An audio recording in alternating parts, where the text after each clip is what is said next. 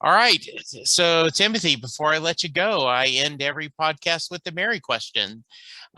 Jay Armstrong, who is an honors English teacher, retired from the Philadelphia area, started this. He would, his seniors in honors English, they would break apart Thunder Road as a poem and then kind of discuss it. And he would ask, does Mary get in the car?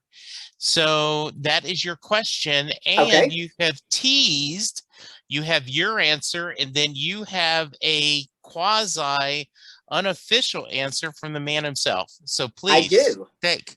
Well, before I get to my answer, I Mhm. will.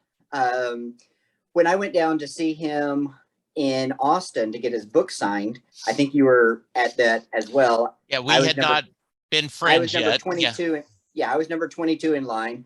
So I got in, obviously I got my picture, told him I loved him, uh, and then as I was walking away, I asked him before the next person came in line.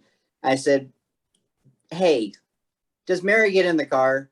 And while he didn't say anything, he turned and looked at me, and he smiled and he nodded. And Okay. so that's good enough for me. But There you I, go. being a huge Bruce fan, I've long had my um, own opinion of that. Thunder Road is, in fact, my favorite Bruce song ever. And, I know it's probably one of almost everybody's favorite song, but I can't imagine a world where Mary doesn't get in that car. I can't perceive any. I love the hope and the optimism, and all of that would dissipate if Mary said, "Nope, I'm going to stay here in a town full of losers. Even though you're pulling out of here to win, I'm just going to stay here." And um, you know, some music couples, they are not destined to get together. Jack Okay. and Diane, teenage fling all the way. Brenda and Eddie, as a matter of course, they got a divorce, but they parted the closest of friends.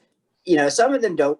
Bob Seger's Night Moves. That couple probably just not destined to. But Mary and the protagonist, I'm assuming Bruce, but they have to get together. There's no world where that doesn't make sense that they don't get together. They have to get together because otherwise, like I said, um, the rest of the album doesn't make sense if he's driving alone because it's loosely concept album, and Exactly.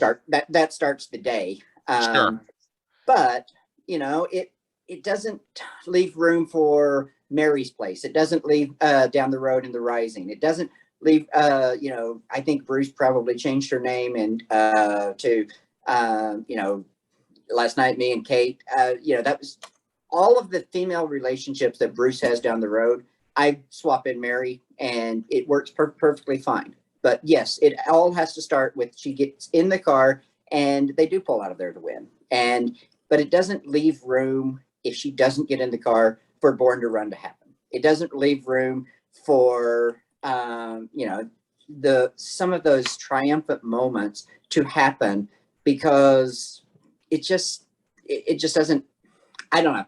I have always thought she had to get in the car. We can argue left and right about waves and sways all day, but that's the salient question. And I just don't think you can have hope and enjoy Bruce's music if you assume that he's just going to break them up and leave her in a town full of losers. It just doesn't make any sense to me.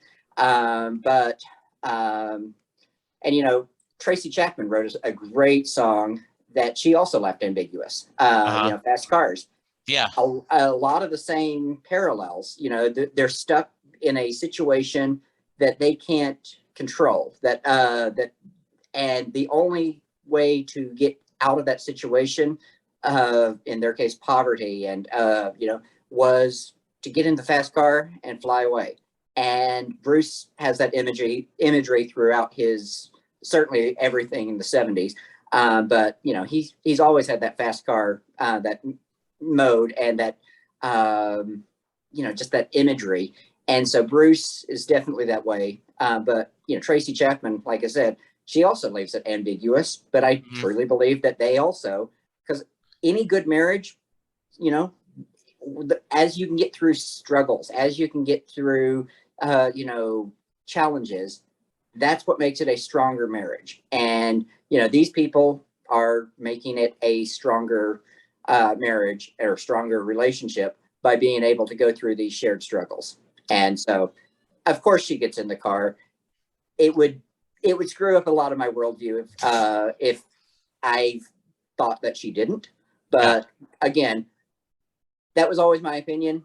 I asked Bruce about it 6 years ago, whatever it was, and I got an affirmative answer from him. It's good enough for me because I heard it straight from God himself. So there you go. I love that. Thank you so much, Timothy. That was a great answer. All right. If someone wants to reach you, what's the best way? I'm on Twitter. It's LVMTG concierge. But end of the day, most of that's music, Jeopardy, and occasionally yelling at some politicians. But yeah, you and I both yelling at some politicians. Well, we have a lot. We have a lot to yell at.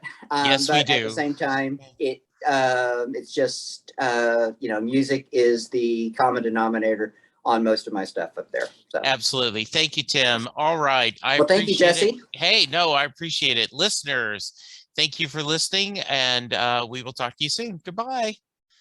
Hello, everyone. I am Jesse Jackson, and I hope you enjoyed this small clip from one of my Set Listing Bruce episodes. I'm always looking for feedback and, more importantly, guests.